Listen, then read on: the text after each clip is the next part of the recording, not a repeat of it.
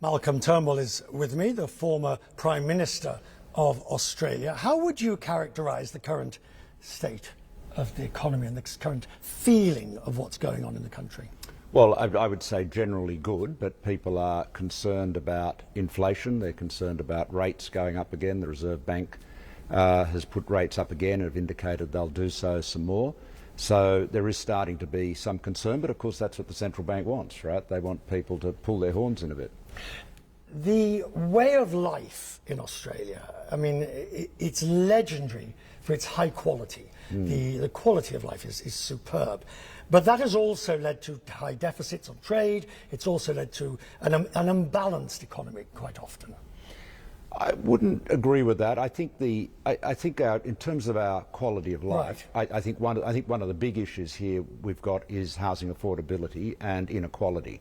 And so, we really need to address that. We need to be building more houses. We've got a classic supply and demand problem here, and we're just not building enough units for residential property. What about the country's positioning between the United States and China?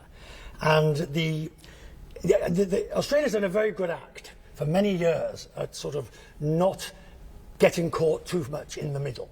That's much more difficult with President Trump.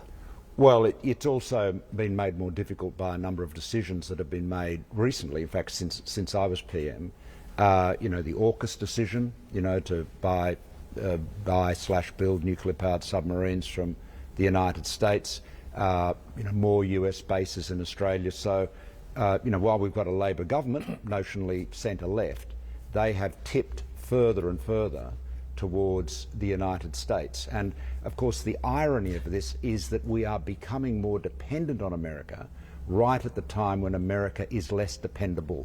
And that's the core problem that every country faces, and you see this rather obscene dancing around trying not to get on the bad side or the wrong side of the president. Well, I've dealt with President Trump, and my experience, and I think I'm being vindicated again, sucking up to Donald Trump is a big mistake.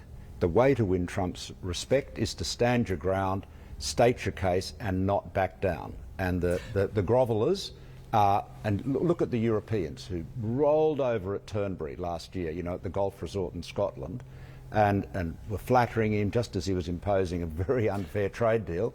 And next thing they got him threatening to seize Greenland. Right, but you can't, that's the problem. You can't know where you stand, and it's very hard to make long-term policy when you have a mercurial president who is likely to, because of animus, go in the opposite direction. Well, I think my experience is the best way to win is respect, and I was able to do that, is to stand your ground. To use a cricketing metaphor, stand firm, play a straight bat. No. You have to mention cricket. It's I'm not rubbing it in. No, you are rubbing it in. Just subtly.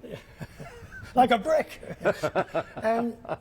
Ultimately, where do you think Australia lies in the world? Bearing in mind Mark Carney's Middle Powers speech at Davos, which was brilliantly put, and Australia absolutely comes into that category of the variable category. Well, I think Carney's speech was brilliant. It's one of the most important speeches given in recent times, and I think it absolutely fits the approach that Australia should take.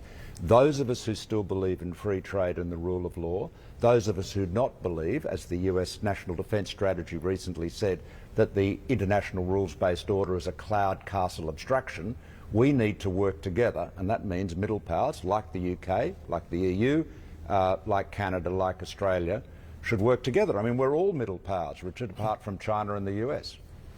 But it means choosing your partners, which will be variable depending on the issue. Correct, that's right, and it just means being independent. Sovereignty matters. Right. Thank you, sir. I'm Thank very you. grateful.